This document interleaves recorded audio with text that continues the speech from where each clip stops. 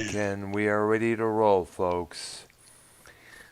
We are so ready to roll, and everything's going good right now. All right, ladies and gentlemen, welcome to our segment TV Memories. This is episode, what is it? Episode 8, I believe it is. Yes, it is. Episode 8, Arknolia and the Doctor's TV Memories here. And tonight we're going to be discussing the lengthy, long TV career of one of the most beloved but yet let down. It's kind of hard to what. How do we put forth to this guy here? You know, how do we say it? Like Well, basically, he made some positive contributions, but the negativity in his personal life really big put a damper, cloud over it. big thick black cloud over all that. I mean, like to put forth, what he based all the news, all the news reports about him, and what he is currently serving time for has now overshadowed the long length of accomplishments this man has done. And of course, we're speaking, of course, about Bill Cosby, the entertainer who did comedy, TV, movies, albums, comedy albums, and lectures at colleges, speeches. He encouraged everybody to seek education over everything else. He encouraged many members of his castmates on the Cosby Show to do the same. You know, which everybody did a lot. Except for the exception of the one who played Denise Huxtable, Lisa Bonet. She would later went off and marry Lenny Kravitz and have a well-respected mom. I mean, excuse me, a well-respected daughter who's named Zoe or Zoe, who, by the way, looks just like her mom. Yeah, Yeah, and of course, we're speaking of all the programs that Cosby has done throughout since the 1960s up to about 19 the 90s when he had that one sitcom on the CBS simply titled Cosby. That ran from 1996 to 2000. There was also the Cosby Mysteries, which ran from 1994 to 95. I guess it was one season. We cannot forget the first time. We're going to take a look at all the TV shows this man has done here from start to finish. Starting with the drama I Spy, which he co-starred with Robert Gope from 1965 to 1968. I guess probably a couple of seasons it was on. I guess it was two or three. This was an accomplishment for Cosby because Cosby became the first black actor to star on a network primetime series around that period. right. And I believe it's hard to remember the premise of that show because I haven't seen it so long. Mm-hmm. But I think Robert Cole played a tennis pro, and Bill Cosby was like his trainer, handler, whatever you want to call him. Uh huh. I believe. Now, I could be dead wrong on that. Yeah. And they basically were sent to perform spy missions. Yeah, they were. They did a lot of that kind of stuff. They also would pair up, I guess. I guess it may be, but with the start of what they called the buddy movie or the buddy Yeah, system as they started in sitcoms and movies such as that. We've seen that many follow through on many of that occasion there. yeah, And at that time, Cosby's album career and releasing comedy albums was doing pretty well. He also released a lot of albums, like say, his first one I remember was titled "Bill Cosby is a Very Funny Fellow," right? Question mark there, yeah, named after one of the skits he had on that album, particularly regarding Noah and the ark that he was supposed to be building and stuff. And also, he had a lot of good albums. Like I started out as a child, Wonderfulness, Revenge. The first one I got from him, believe it or not, which was really 200 miles per hour. Yep, 200 miles. The sports album, which was simply called Bill Cosby at that time, but it was often called the sports album. He also released one recorded in Vegas called For Adults Only, which of course had no curse words on it. And we cannot forget the 1980 movie and album companion titled Himself, which discussed a lot of things from childbirth to drugs, everything else, the way kids act and everything, you name Well, it. see, that's the thing about Bill Cosby that's interesting is all the positivity, all the things that he did that were good. Yeah, And he was one of the very, very, very few comedians that never used curse words. correct. And he tried to set a role model, but unfortunately, his personal escapades overshadowed all of that and Yeah. really kind of ruined it, which is a shame. I mean, it really is. Which is upsetting because, this man was considered a role model. This man was America's dad. This was a man who told, as I mentioned, encourage kids to seek education other than doing the things on the streets. But one time he even complained about these kids out there, stealing Coca-Cola, calling each other the N-word, doing this and doing that, and he just really went off at one point around somewhere in the 90s there, which made a lot of sense because a lot of black kids at that time were doing exactly that. Yeah. And we cannot forget, the positivity that he spawned with the Cosby Show back in the 1980s. I mean, look how many years that series was successful up until about 1992 when it finally ran its course there. Yeah. And that was a very positive, uplifting show. And that's the thing that's really sad is that was a real positive show Yeah, for a it's black person. exactly You know, because well, for all people, really, it was just positive. And it's just a shame that all of this was ruined. because it was spotlighting. Not all black families had to live in the projects. Not all black families had to be struggling.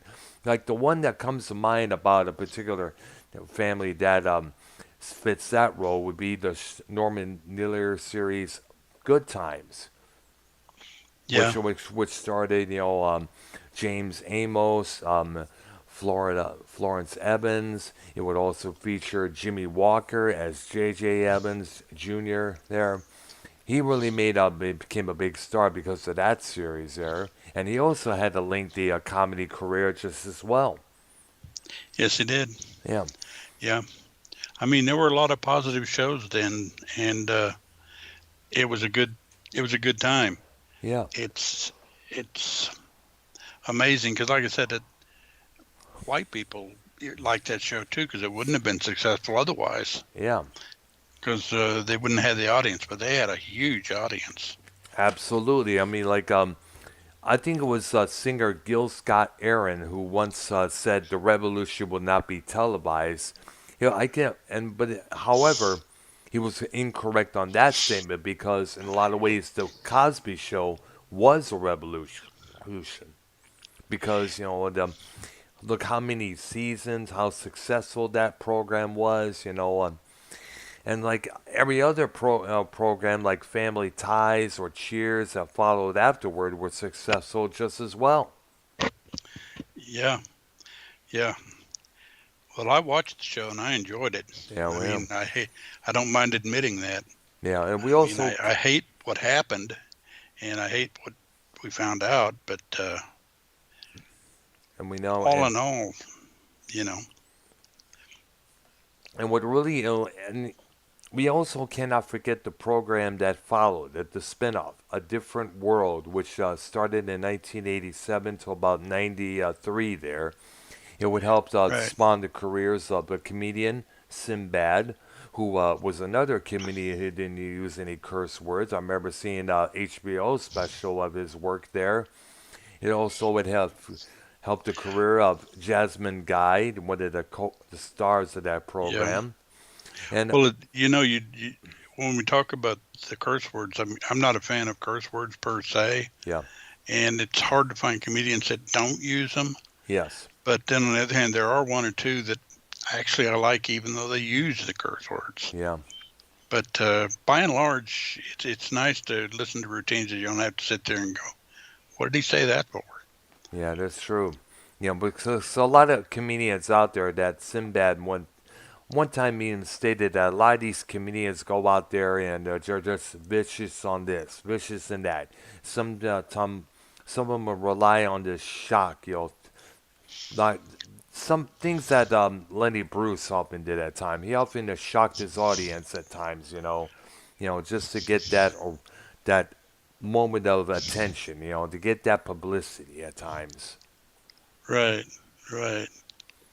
It There's very few comedians nowadays that are totally clean. Yeah. One or two come to mind. Raymond, Mm-hmm. I forgot his last name. Raymond. I don't think I've heard of He this was one on yet. the Everybody Loves Raymond show, Ah, I see and I now. cannot remember his last name. He's clean, and Jeff Jeff Foxworthy and that bunch Oh yeah, the Ron are White, generally clean. the blue Him and collar, the blue collar crew. well, other Him, than Ron White, Ron White Ron. can get Yeah, rank, as and well. Larry the Cable Guy I can was get going to real mention rank. that as well. Get her done. That was a big phrase around the Richmond, Michigan area when I lived in there for a couple Yeah, of and then years. the other guy, I wish I could remember his name. Yeah. He was the one about here's your sign. You know, somebody'd say something stupid, and he'd Um, retort back, and he'd say, "Here's your sign." oh yeah. That the one that said, somebody said something stupid. Yes. Boy, I cannot remember his name, but he's funny, Um, and he doesn't use a lot of profanity. I see. Yeah. But we're talking Bill Cosby. Yeah, but like I guess yeah, it's got sick to that there. And one big show that was kind of funny that it lasted, from 72 to 85, Yeah. which is like 13 years. But it only had 34 episodes. I guess they were showing two a year or rerun constantly or something. I don't know. Kind of weird. But 34 episodes, I would have thought for 13 years it would have been over 100. But Yeah. I guess they rerun the daylights out of it. But kids, to be honest, even when I was a kid, I didn't care if it was a rerun. I just liked watching it. Yeah. I could have seen it 100 times and I'd watch it again if I liked it. Yeah. And now, other than I Spy, The Cosby Show, we also got to include The Bill Cosby Show, which I Right. get, which ran from 1969 to 1971, in which he played a gym teacher named Chet Kincaid. Was doing with the staff with his school that he works for, helping students out here and there, as well as his mom just as well on the side. It was like a mild mannered comedy when you look at it there. Yeah. Well, he always kept it, I guess, for lack of a better word, low key. Yeah. And during that time, soon after that, there was a variety show he had called The New Bill Cosby Show, which is kind of featured Don Knotts, Foster Brooks, and a couple others as well. I guess I Yeah. don't know if that ran for one or two seasons. I think it was maybe it was from 72 to 73, so it possibly had been one season if I was correct there. Yeah. Yeah, Yeah, it didn't run very long, which is kind of odd. yeah, And he also, for a while, he did 1992 to 93. He did You Bet Your Life, which was the old Groucho Marx show. oh yeah, I think I remember And hearing about that. Yes. Groucho and Bill Cosby were probably the only two that could handle that show because it required a heck of a lot of ad libbing. And both those guys were king, especially Groucho. Yeah. He was the king of ad libs. That's true. And I'm also looking on the list now. There was a thing called the Cosby Mysteries, which also, I believe, one season. It was from 94 to 95, if I take it there. And we also cannot forget the show Cosby, which ran from 96 to 2000. Right. That was for a couple of years. And around that period, I guess one of the conditions to do this series, he would have his old TV wife, Felicia Richard, be his co-host, in which she, of course, has said, "Sure, I love working with Bill," and that show was doing pretty well. And it was around that time that Cosby went through a real personal tragedy. His son Ennis was, I guess, shot and killed in some sort of a highway stop, I guess it was. Yeah, as I remember the story, that's what the deal was. It's been a while since I And heard that one, but let's yeah, not forget, Ennis was Cosby's only son. He often did in his skits, talking about his daughters. I'm always having all these daughters, having all these kids. I wanted a son. Eventually got his son later on, but eventually the son was taken from him at a sad pace there. And then later on, one of the daughters would end up having issues with drug addiction, I guess.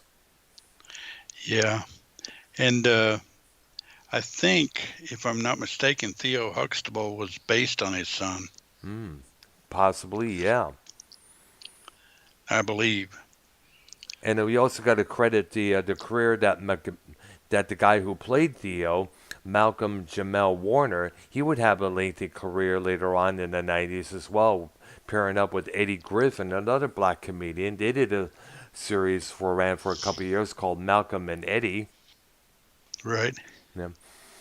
And I guess from what I understand, Malcolm and John Warner, he had some sort of issue with the how he was casted on the series there. I guess it was one of those. I don't know if it was a little bit more different than what he played with Theo Huxtable, but that series ran pretty well.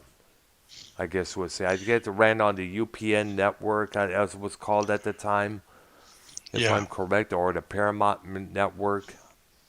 I'm not too sure there, but it did pretty well no matter what. Either way. Hmm. And of course, we cannot forget one of his biggest contributions to the Saturday morning genre there, Fat Albert and the Cosby Kids. Now Yes. these were characters that I guess he knew while growing up in Philadelphia, and he mentioned these characters like Old Weird Harold, Fat Albert, Mushmouth, Rudy, or a couple others.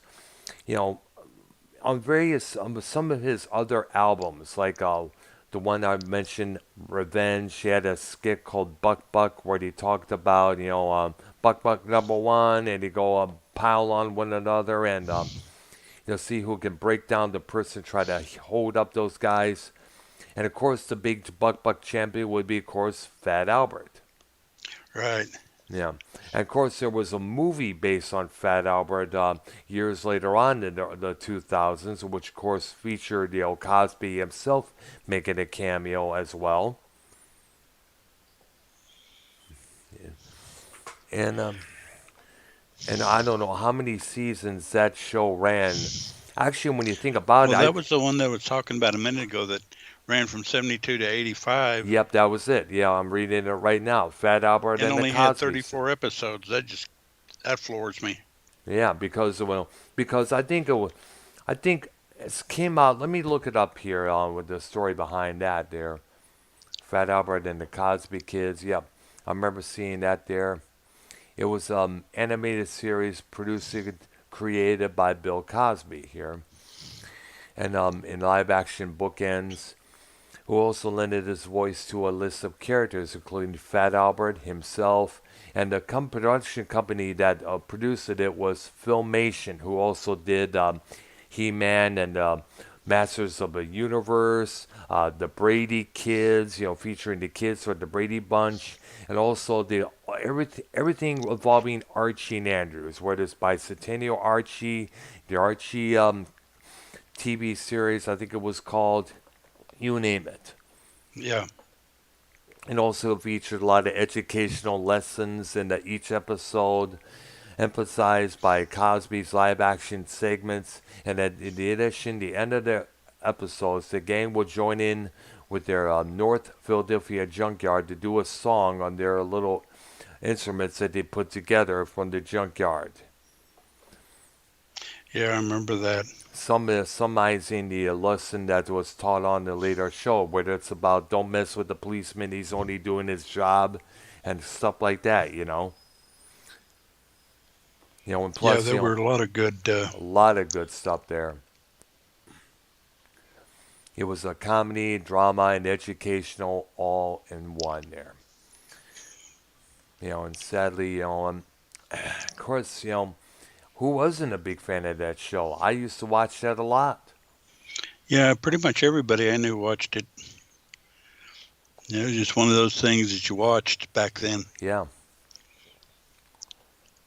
yeah, because it was part of the Saturday morning thing. Everybody was watching, stuff on the Saturday morning there. Right. And like you said, it taught lessons. I mean, it taught positive life lessons. Yeah, did a lot of stuff here. Now I'm looking on here, the Cosby Mysteries. It was a mystery drama that that he started from September of 1994 to April 95. No, excuse me, 94 to 95. It was the first series since the Cosby Show went off the air in '92, and it only lasted one season. Actor and rapper Mos Def appeared in several episodes where he was credited under his name Dante Bees, Beze. There. Right. It was like a mystery. It's kind of like the Father Downing mysteries, which had Tom Bosley from Happy Days and Tracy Nelson from Square Pegs. Yeah. And mysteries have always been a huge genre. There are a lot of them. There were a lot of them. We also cannot forget Murder, She Wrote with Angela Lansbury. And, of course, the Diagnosis Murder, which started Dick Van Dyke. Yeah. Those kind of... Quincy M.E. Yeah, with the Jack Human, I think it was. Klugman, yeah. Jack Klugman, yeah, from the Odd Couple, the original Odd Couple series there. Right. And then a personal favorite of mine, Columbo. Oh, yeah. And we go, so what was the character that Dennis Weaver did back in the 70s? Oh, McCloud. McCloud, yes, there we go. He was a New Mexico native that got transferred to New York for some reason. I don't recall why. Mm-hmm. But basically, he worked with the New York Police Department. He had the New Mexico thing about him. So it made it kind of a duck out of water. Yeah, exactly. Remember the Monday Night Mysteries on NBC? Yeah. I was thinking about that just one, as well.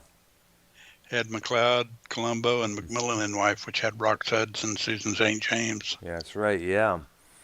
Now, the story behind the Cosby series was simply he played Guy Hanks, a New York City, NYPD criminalist, I guess they call it, who retires from the force after winning $44 million in the lottery.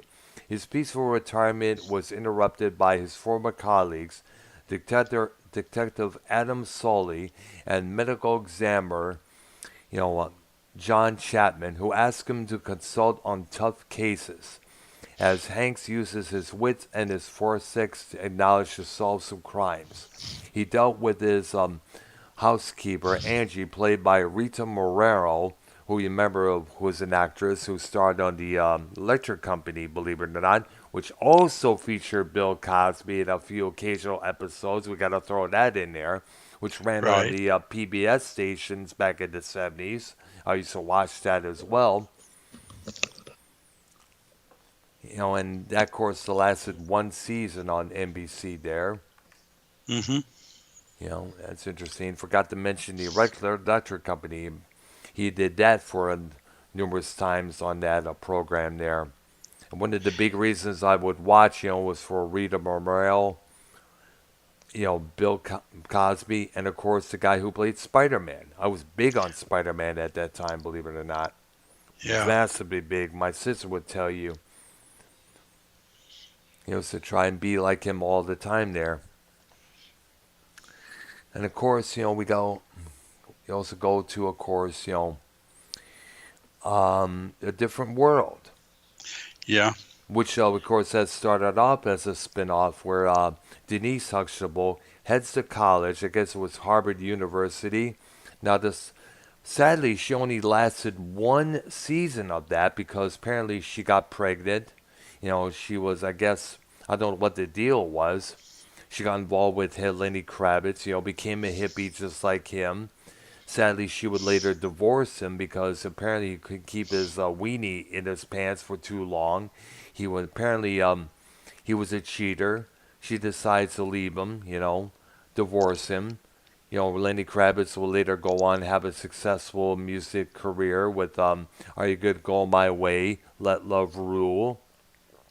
You know, he would later release an album called Five, which you know he would And he put a covered American Woman. yep, exactly. For the Austin Powers movie there.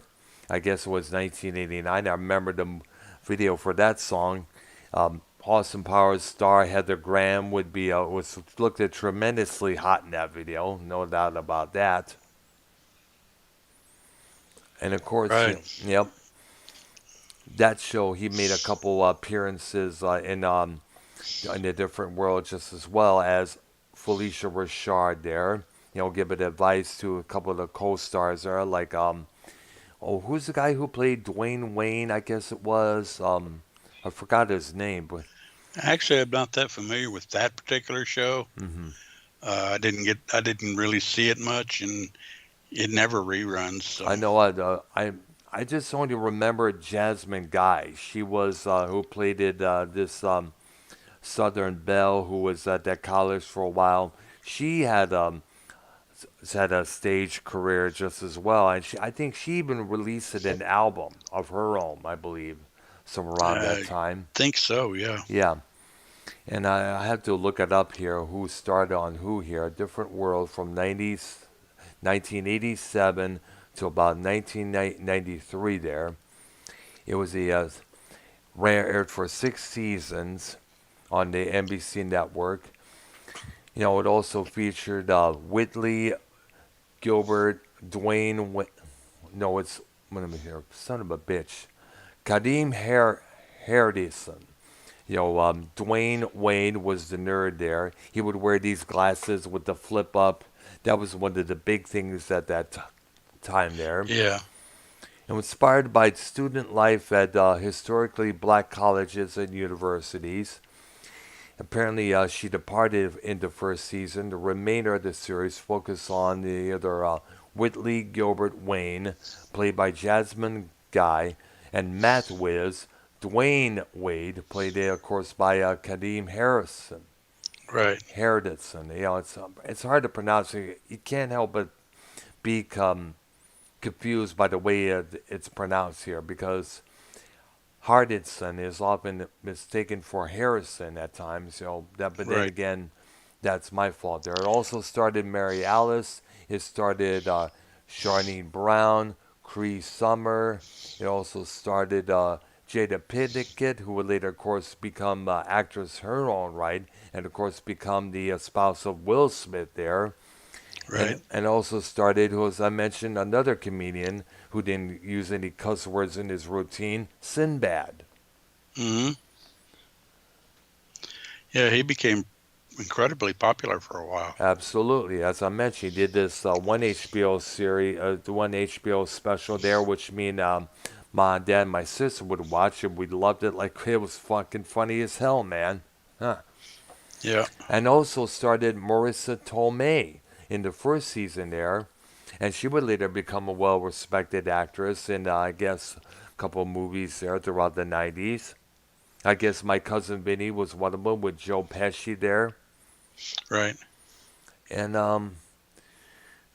after the first season, it became clear that to the Cosby and the producers' attention that the series was not portraying a historically black colleges and universities on life on canvas. So Deborah Allen, who also starred in the series Fame, if you remember, Hmm. when it ran on syndication for many years, Right. was hired as the chief creative force to revamp the show. During the summer of 1988, Lisa Bonet announced that she and her husband, Lenny Kravitz, were having a baby. Alan was in favor of having a young pregnant student on the show, but Cosby said that Lisa Bonet may be pregnant, may not be. It's kind of it's hard to figure out what the hell happened here. It felt that viewers would not accept Denise Huxtable as an unwed mother, having grown to Right. know her as the good girl after 4 seasons on The Cosby Show, and was decided that Denise would drop out of Hillman College, return home to her family, and eventually travel to Africa throughout the fifth season of The Cosby Show, ensuring viewers that they would not want to see a pregnant Denise. Allen Hmm. was also in favor of keeping Marissa Tomei, as she recalls, a white student at Howard University, and wanted to see relate to that show, and he even had possible premises for Tomei's character, such as meeting Dwayne Wade's parents and seeing the other side of racism. However, Torme left the show, and Alan and Marie Kasner were replaced by Cree Summer and Charlene Brown. Respectively, Daryl M. Bell and Sinbad were promoted to the principal cast. And also cast member support would later come from Gwen Torman and Lou Myers. These changes led to the replacement would put Dwayne and Whitney in the center of the program and a wider ensemble. One of the problems that show had was the constant changes, Yes, because you'll see that a lot of times if a show lasts, generally it's because the cast doesn't change much. yes, Even Cheers, which lasted, I don't recall how many years, a yeah, bunch, they only changed cast members. Well, when Coach died, they put hmm, Woody in his place. yeah, it's true. Yeah, played by And Woody then when Harrelson. Shelley Long left, they replaced her with Kirstie Alley, and I was pretty much it. Yeah, And that's that why that was. show lasted so long, Apparently, because it Chrissy was Alley, apparently, according to many us others, Chrissy Alley had that somewhat of a funk, that funkiness that the Cheers would bring. She would bring to that program after Shelley Long's departure.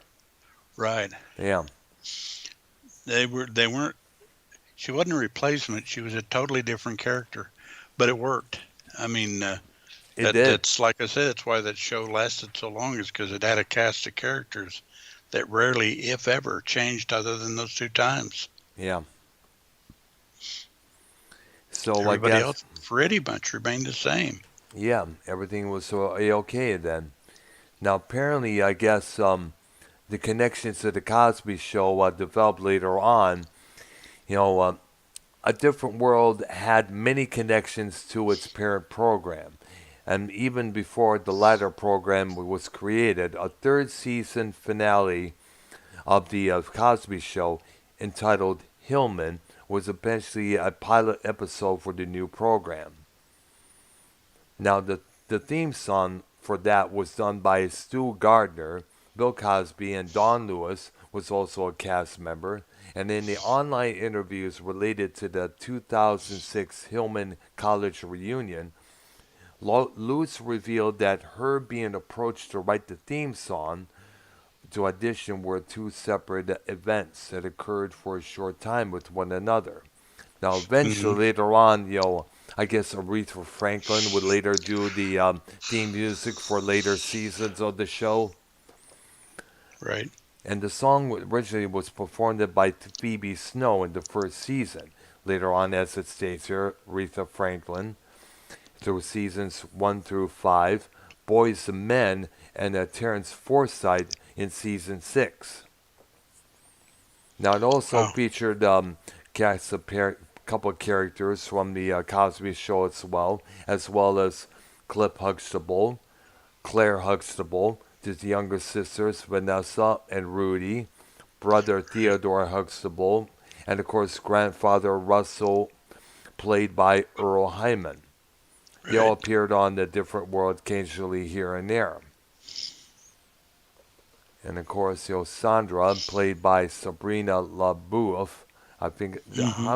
what am I pronouncing her name? B E I, th- A U F.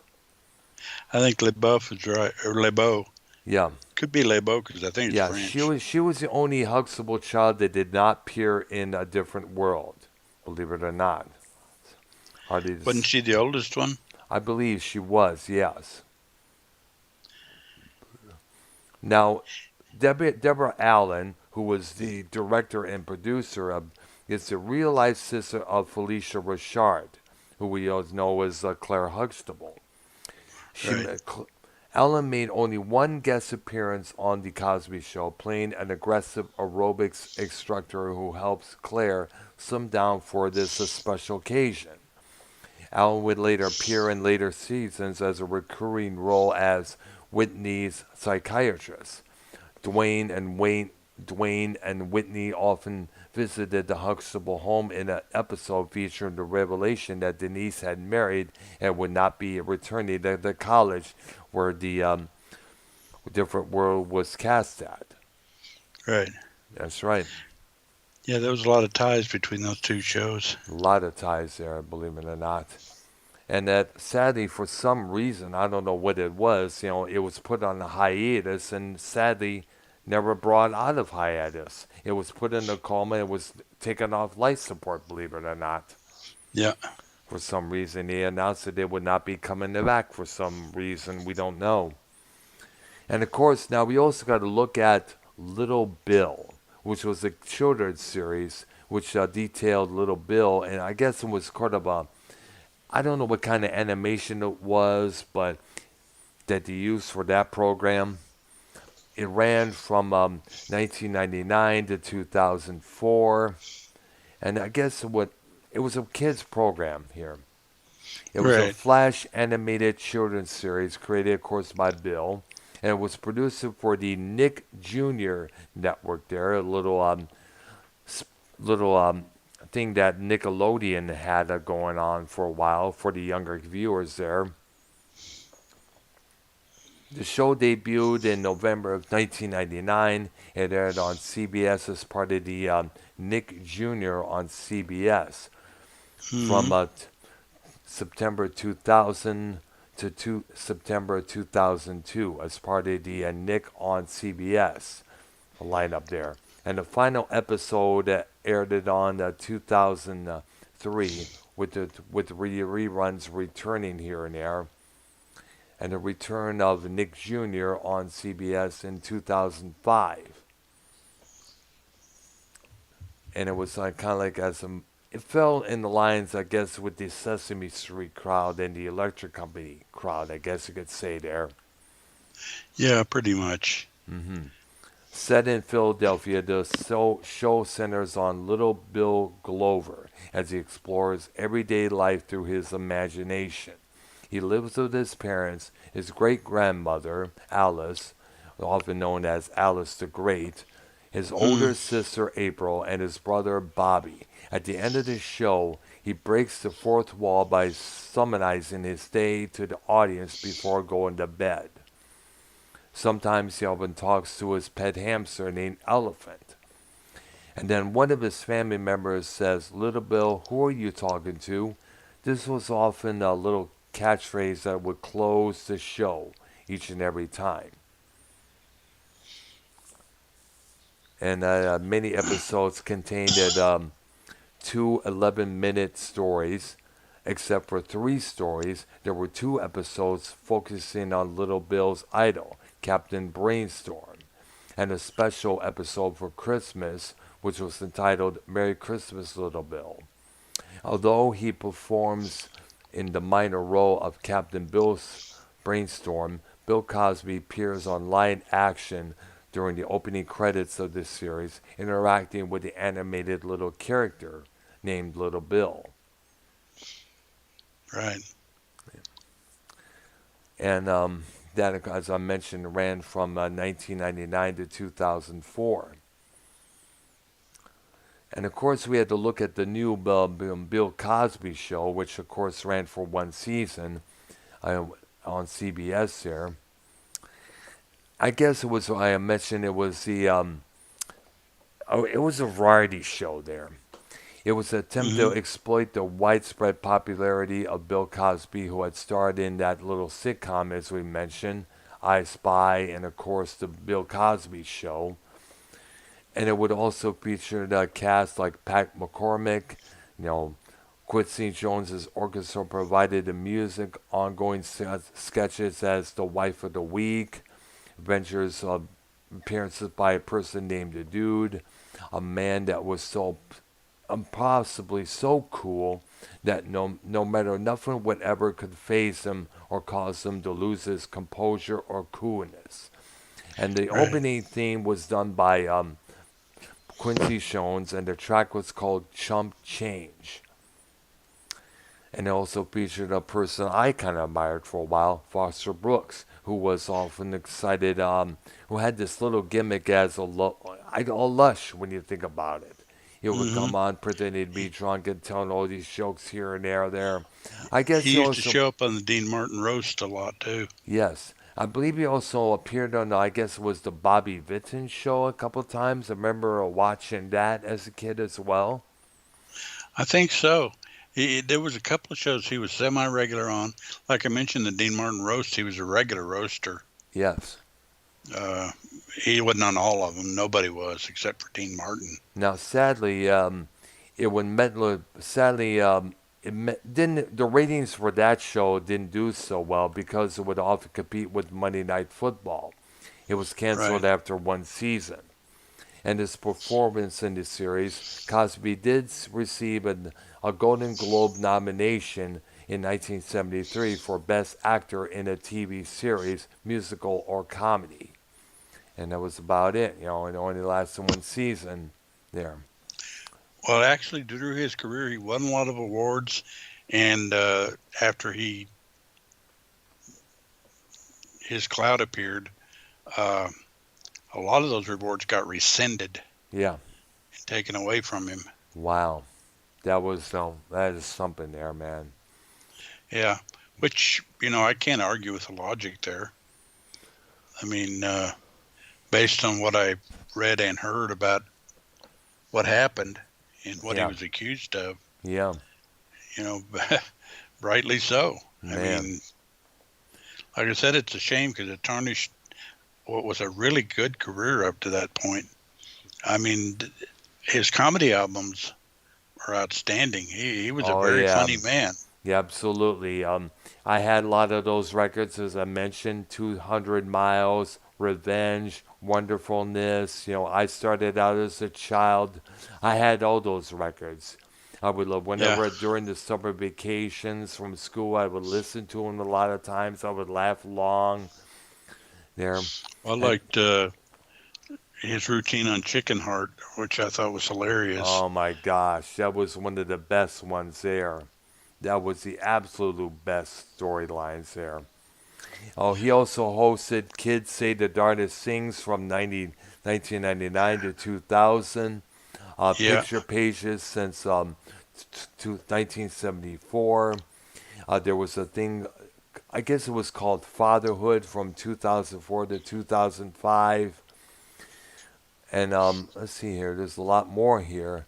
The Earth Day special in 1990, the Bill Cosby special, which was going on since 1960, 1968, The Winds of Whoopi. I guess he made appearances on Captain Kangaroo, believe it or not. And of course, it was The Incredible Voyage. I guess it was, let's see here, The Incredible Voyage of Bill Pinkney, I think it is. Pinkney, I think, from what I understand there. yeah. I'm not familiar with. See, some of that stuff I'm really not familiar with. Yeah. Uh, oh, another routine that was really, for me, really funny was to Russell, my brother with whom I slept. We talked about him and Russell Yes, I remember I had that album being as bad well. Yeah. boys. Yes. The stuff that they growing up as I guess from what I understand, him and his brother would had to share the bed while growing up as kids there. And I guess they don't touch me. You're elbowing me. Don't elbow me. And each and every time they would wake up their father, who threatened who would whip the belt on them both if he was disturbed ever again. It threatened him. Exactly. That has And then happened a lot of times. there was him Yes. talking about getting his tonsils removed. That was a Oh good one. yeah, I remember that as well. That was a funny bit there. Ice cream. He wanted Yeah. all the ice cream that he could get if he was a good boy. Oh, you could take my whole liver for a whole bunch of ice cream. And sadly, after that, I guess he never got the ice cream, I guess. Probably wasn't in any shape to eat it.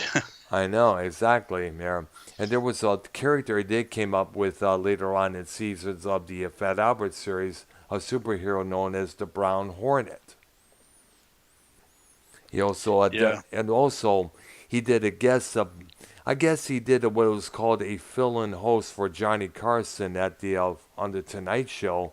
A lot of times from 1962 to 1992. There, I know Yeah. when I guess I think it was during that time that during one I think it was before he became Cliff Huxtable when he would come out, and the applause he would receive when he would come out after his name was introduced was just tremendous, absolutely tremendous.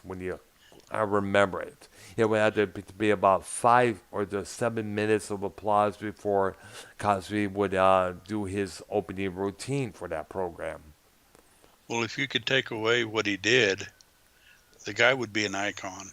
Yeah, Right now we just remember him in disgrace for the most part, I know. and just reflect on the part that we reflect on the fact that he tried, but he ruined it. I know. I mean, Because of this sexual fetish he had. When you yeah, think about it, I mean, like it's sad when you think about it. I mean, like everyone would agree, including yours truly here. What he did, that little fetish, that little thing he had going on the side, which was very dark. I mean, like how many women came forth throughout that whole story there? Oh, how many women? 75, I guess it was. it was a tremendous amount, Gosh. and that's what makes the whole thing really sad. Is he had a problem, I, and he had a problem and he should at least gotten help for it. I mean, like, here he was encouraging kids, to seek education over everything else, educate yourself. He was giving all these lectures at colleges. I didn't believe he even got himself a PhD, if I'm correct I think for that's one point. correct. Yes. He often encouraged it. He also had a show called Kids Say the Darndest Things, which was a comedy which videotapes of kids saying this funny moment, this funny phrase here and there. Well, it's actually a remake of an old Art Linklater show Mm, from the 50s, 60s. I don't recall exactly when, but it was that period of time. yeah. And that was a regular thing with Art Linklater, and Cosby just kind of Took did it that too. Get it as well. It was a comedy series hosted on Cosby on CBS from June of 1998 to June. No, excuse me. Let me rephrase that. January of 1998 to June of 2000. A revival was hosted by Tiffany Haddish on ABC from October of 2019 to 2020. ABC canceled the revival after one season, sadly. Now the Well, host, it's kind of funny when you look at it. Is the original show with Art Linklater was funny in its own right because the kids weren't trying to do anything. It was just the way they were. yeah, they would say And things. generally, that was true for the most part for the Cosby Show. But I think on the third one, the kids were starting to get a little hip to what was going on, and they were making stuff up. Yeah, exactly. Hmm. Now I know for some. Hold on, let me step aside here. I don't know, it was my end of my internet here. I don't know if my internet was screwing up here, but for some reason, can you check my channel to see if my thumbnail, if I'm streaming well there? Well, I'm looking now.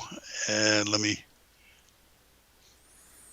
Well, It's going live, but yet somehow the image is not popping up for some reason. A little bit of that buffering sign going on here. yeah. All I'm getting is the wavy circle. I don't know what the hell is going on my end there. It says that I'm still live. I don't know what the hell it is. That's kind of weird And because I'm apparently up. yeah, Or am I? exactly. You know, let me go on open up, get YouTube going here and see what the hell is going on here. I don't know what the damn hell is going on here. I don't know what the here, Kira. Got this. Let me open up another YouTube tab here, and it has my thumbnail that I'm using here, and same thing's going on here. I don't know what the hell. Yeah, maybe YouTube's got a problem of some sort. I don't know. It's the internet or at our end or whatever the damn hell it is, and it's pissing me off because you know how I am. I expect everything to fall through perfectly when it comes to streams, programs, things being recorded for shows in here and there and there. Right. I don't know what the heck's going on. It's just having a hard time. I tried to see what was going on earlier in this broadcast, but it's messing up here. And I don't know what the hell's going on. Yeah. Son of a bitch. And I was possibly hoping to get Joe Blown in on the program here, sadly, but with all this going on, I don't understand what was going on. Well, our hour's almost up anyway, That is but true, and still, you know, we got to reflect on this. I guess we can now. Cosby, as you know, as a result of this being found guilty, he is now serving about 8 to 10 years prison time for all this. He's now officially legally blind. He is in his 80s now. And yeah, it's a sad deal. I know. And the thing is, if he does, if he is released in prison, all depends on how the court sees how well he does, how he serves his sentence well. Does he get time off, get let go from good for good behavior and such? And even so, he'll never have his career again because nobody will go touch him. I know. I mean, People, that's over. I mean, and when you look at it, it is incredibly sad. And it Oh is yeah, indeed heartbreaking to all the people out there who grew up watching his shows, watching his movies like Uptown Saturday Night, the sequel, Let's Do It Again, in which he co-starred with Sidney Poitier, I guess. That was his co-star. That was back in the 1970s. He did a lot of movies with he did this one playing an agent of the devil called The Devil and Max Devlin. He had this yeah. a comedy called Leonard Part 6, which I guess didn't do that well. Ghost Dad, I guess it came out later on in the 80s during the height of the Cosby Show success. And of course, the Fat Albert movie, which came out I guess in the 2000s, a live action version of that iconic series there, which I guess, as I mentioned, he made a guest appearance in that movie as well. And it's hard to say. I guess, it's hard to not look at all the achievements he did on television with what we discussed earlier. You know, And his movie career and his albums. yeah, It just it's a phenomenal body of work, and it's a very positive body of work. But absolutely. the negativity with his other thing With that, with pretty much outweighs it. you know, this is why we encourage everybody out there who want to get into the showbiz, to make sure that you have whatever faults you have, whatever dark secrets you have in your closet, do something about it because if you become successful, all those dark secrets, your little dark traits will be revealed in the end, Nothing no is matter hidden. what. Yeah, absolutely. Nothing is hidden. Whether it's, saying a certain bad word here and there, or losing your cool, or saying the wrong thing at the wrong time there. Now, we've seen it many times with various celebrities, whether it's Michael Richards using the N word during after getting so peed off at these hecklers that during his show there. I guess he got himself in trouble during that position, when he got himself in trouble by using that word, I guess. Yeah. Yeah, I guess his career, well, he didn't really have that much of a career after Seinfeld.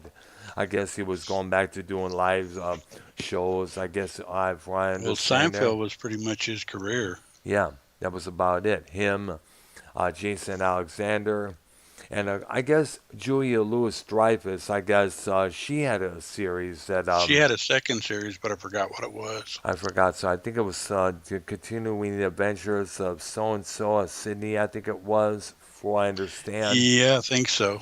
Yeah, and I don't know if that series there was successful or not. Who knows? I can't believe this, but I mentioned Raymond a while ago. I just thought of his last name, Yes, Romano. Raymond Romano. Yes, and that It's series. funny how those things pop in your head. Yeah.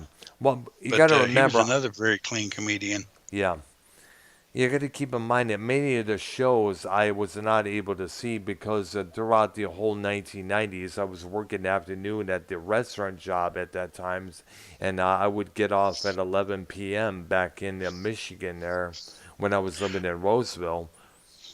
Well, I'll just simply mention that Everybody Loves Raymond was an absolutely fantastic, funny show. Yeah, It was well done. Um, it had one of my favorite guys in it played Frank, his dad. yeah. Brad Garrett Yeah, as well. He was one of the yeah. funny guy on that series there. I'm trying to remember the dad's name. He was also the monster in Young Frankenstein. Oh yeah, Peter Peter Doyle. Boyle. Peter Peter Boyle. Boyle. Yes, correct. Yes. That guy was absolutely phenomenal in that show. He was hilarious. I mean, he was your typical cranky old man. He was good at it. He was, absolutely. I guess Brad Garrett, who played it on that series, he was a cranky old man as well on that for what I understand there. Wasn't he the brother? I guess, I'm not, like I said, I never really saw the series myself. I only heard about it from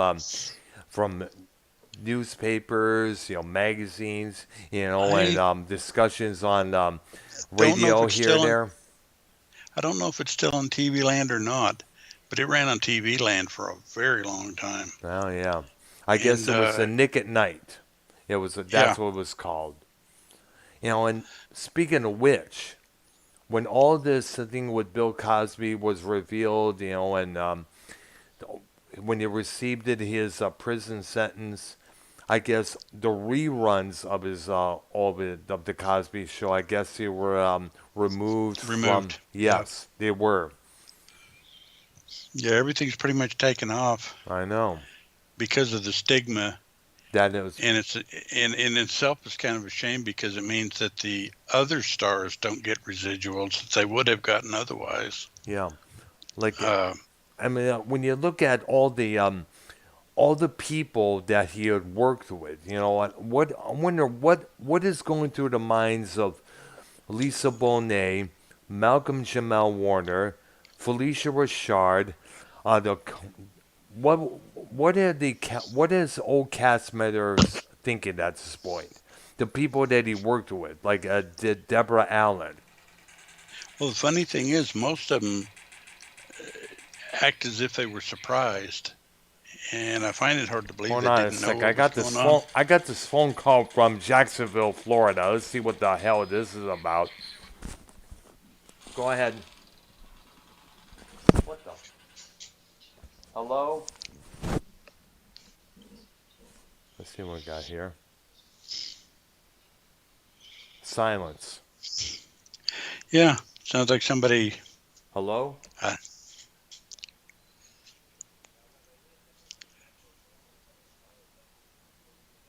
I don't understand the language. Idiot. You're gone. Probably a oh, wrong number. Some idiot. Some idiot for speaking foreign language here. I know what the hell it was. hey, you get the fun calls too. Oh Oh boy. gosh, I've been getting these calls every morning when I wake up here and there. It's like it's a 836 area code number. You try to answer it. It says, "Hello, my name is," and there's just silence, and it just hangs up automatically. Generally, if I don't know who's calling me, I don't even answer. I Um, figure if it's important enough, they can leave a message. you know, but usually, and you know what? I bet I have yet to check my voicemail because no doubt it would be full of all these. Hello, you have been placed on our list to receive a trip to the Caribbean on this flight ride cruise here and there. We get it all the time. It's like nonstop, Yeah, nonstop. And the thing is, you try to block that one number, another number with the same area code would later call later on that throughout the day. yeah. It's funny how they do that. And they can spoof numbers, so you can't really, you got to be careful how you block numbers. You might block somebody you know. Exactly. Who knows who? But yet, which is why I often was told when I was talk to this work consultant, about finding work, because I'm still unemployed for the time being. And it's just, they say, even if it says scam likely, calling just to say if it's person calling here, such and such, Right, And right.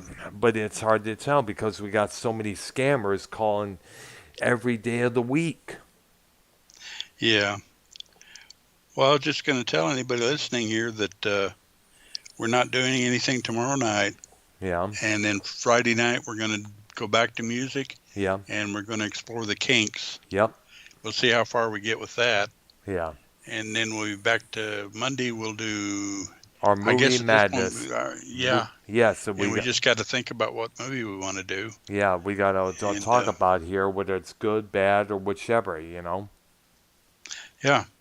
because we're not going to restrict it to bad movies. We'll occasionally cover a movie that was good for some reason. There was a movie that I'm thinking that we should talk about. It was a sci-fi movie. It came out in 1970. I guess it was 78. I remember. It started Richard Dreyfuss. It was about the UFOs there, Close Encounters of the Third Kind. We had Oh, to that was a talk. good movie. We got to talk about that movie without a doubt, man. Yeah, that was memorable. And very memorable. The special edition, it came out years later afterwards, which we remember seeing. Wow. Yeah, Definitely got to talk about that movie it's there. been a long time since I've seen it, but I definitely still remember it vividly. Absolutely. Absolutely. That's what, because at that time when that movie came out, along with the original Star Wars there, now christened Episode 4, that Right. got me into science fiction massively. That got me into science fiction everything. Whether it's a sci-fi series or a movie that would came out, there was some that came out after a lot of cheesy movies that came out after the success of the first Star Wars there. Well, it's kind of like the boom in the 50s, 60s, and 70s Yeah, of a bunch of just, well, for the lack of a better word, cheesy science fiction with cheap effects and in some cases, incredibly dumb stories. yeah. I think I mentioned this to you before. The original black and white Flash Gordon series. Yeah, Me and my dad used to watch that a lot at times. I guess it was on Saturday nights, if I remember. We would watch that.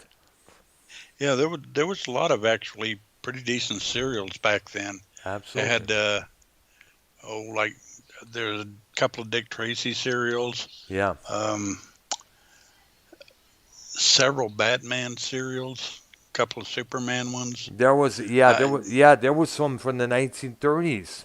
I was watching some of those back on YouTube there, believe it or not. yeah, and it was like Commander Cody. I Yeah. forget the name of it. Um, and just a lot of pretty decent, fun type serials to watch, where you'd see something at the end of it that looked like certain disaster, Yeah. and then when they started up the next one, you saw the certain disaster. Somehow he miraculously got out of it, There and was he was okay. there was one I remember called Tom Corbett Space Cadet, which Yeah, yeah, that was it was in TV, radio, books, comic strips, and other media forms in the 1950s there. right. I remember There was watching. a lot of them from the 50s and 60s. I wished I had a list of them, but there were a lot of them. I know.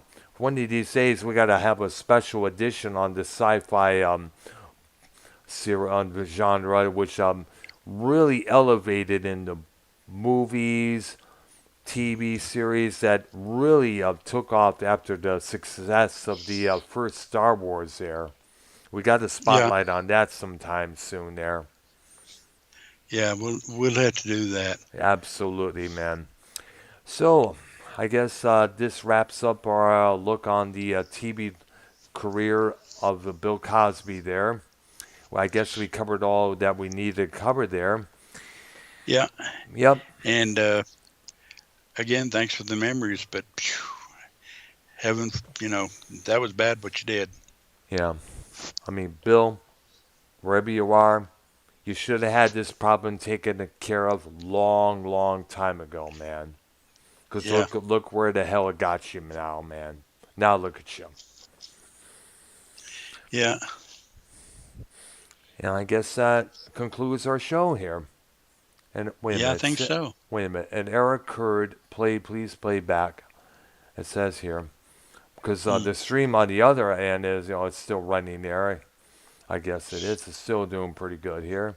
But the Well, it YouTube, looked good on your channel. yeah, exactly there. I just looked. Yeah. And it's still streaming. So I guess I don't know what the hell's going on with the Wi-Fi that's going on our end because there was a couple of issues earlier this on that we had afternoon there with my brother-in-law and sister watching their programs, and of course I was having trouble trying to waiting for things to pop up, whether it's on YouTube or Google Chrome here and there. I don't know what the hell is going on our end. You know, we'll figure out what. Hopefully, things will be better on. I guess it is. Okay, remember we're doing 6 o'clock Monday through Friday, except for Thursdays, When? and it's Central, Yeah, 7 o'clock Eastern. yeah, exactly. Arknolia and the Doctor will be doing our, as we mentioned, our music shows on Tuesdays and Fridays, our TV memories on Wednesdays, and on movies, it's our movie spotlight on various movies here and there on Mondays. Right. And tomorrow night, I'll be live here at the same time at 6 p.m. Central with the Real as Fuck TV with both Minnesota Vikings fan and Minnesota Silver Roll Hunter. And of course, either Redneck, I guess, and a whole bunch of others calling in, I guess. In no particular subject, just whatever comes up. Yeah, it's an all-out show here and there. All right. Yeah. For Arknolia and myself, this is, of course, Arknolia and the Doctor episode, episode 8 of our movie TV series here. Excuse me, I'm fumbling like damn hell, man. My apologies, everybody here. I gotta do something about that, man. But everybody, thank you for watching this. And Arky, I will talk to you this coming Friday. Friday. Correct. Sounds good. And we will. Talk to you then. All right. You have a good one, man. All right. You Right. too. You too. Bye bye. Bye.